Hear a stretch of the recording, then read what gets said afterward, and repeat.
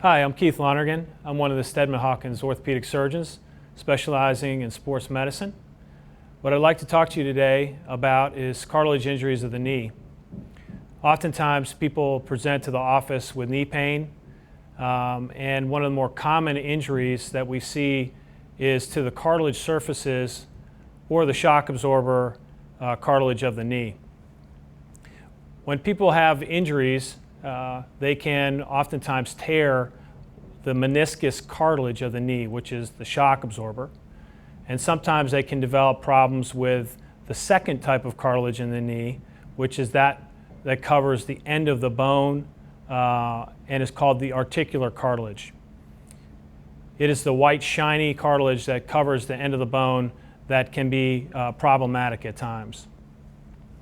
Oftentimes symptoms can be as simple as joint line pain, mechanical problems such as clicking or popping in the knee, and they also can develop into locking of the knee where the knee actually doesn't move and may have a piece of cartilage that's blocking its motion. Also symptoms such as swelling in the knee, what we can refer to as an effusion, can oftentimes indicate that there's a significant cartilage problem inside the knee. When you come to the office, certainly we'll take a very detailed history as to how long the problem has been occurring, what injuries may have occurred, what events surround the symptoms, and certainly what's been done thus far to try to alleviate your particular symptoms. Certainly if you've had a surgery done on the knee, that is important information to know, and in particular what exactly was performed at that time of surgery. Part of the workup to determine your particular potential problem with the cartilage in the knee certainly entails a detailed exam, which involves checking the range of motion of the knee, palpating particular areas on the knee that may be a source of the problem, and of course checking other potential issues with the knee, such as the ligament stability and the angulation of the particular knee joint. Most times we would obtain an x-ray in the office to look for particular issues with the knee that could be problematic. The x-ray is certainly a great tool that can show us the development of the knee in regards to any arthritis or degenerative changes. Sometimes people develop small pieces of loose fragments in the knee, which we call a loose body, and certainly gives us indication of other problems that may be in the knee. After the history taking, the exam, and then the x-ray analysis, we may even determine whether you need further workup with an imaging study called an MRI. The MRI is a great tool that can specifically look at the cartilage in the knee as well as the ligaments, muscles, tendons around the knee. When we have an MRI, we can determine whether or not you have a tear in the cartilage, which may indicate a need for further procedure.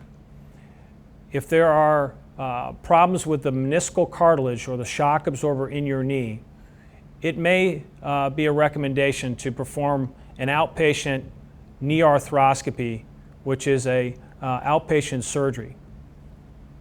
The surgery is performed to either remove or repair the cartilage fragments that may be involved, and certainly gives us an ability to look at the second type of cartilage in the knee, which is the articular cartilage or the white shiny cartilage on the end of the bone. Through arthroscopy, we're able to make very small incisions around the knee and obtain access into the joint with very small instruments that enable us to do a vast majority of the work that can be performed in the knee. I have a model that shows some of the cartilage inside the knee joint and the two particular ones that we've been talking about. This is the thigh bone right here, and I can show it from the side. This is the knee joint as it hinges. And the thigh bone sits on top of the shin bone, also called the tibia.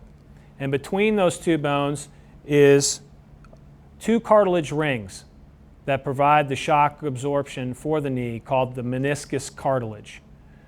On the meniscus, if you can look at it from this angle, it shows a ring of cartilage on both the inside and the outside of the knee. Several tears can occur within these areas and certainly can be fixed with a knee arthroscopy. The end of the bone cartilage, which is the white shiny cartilage that covers the end of the thigh bone and the top of the shin bone, can develop problems as well. The other cartilage that's around on the end of the bone is this on the back of the kneecap, or the patella. The patella sits in a groove at the end of the thigh bone and glides in that groove as the knee moves. Oftentimes with wear and tear, the cartilage on the end of the bone or the back of the kneecap can get worn down, roughened, and will need to be addressed at the time of surgery.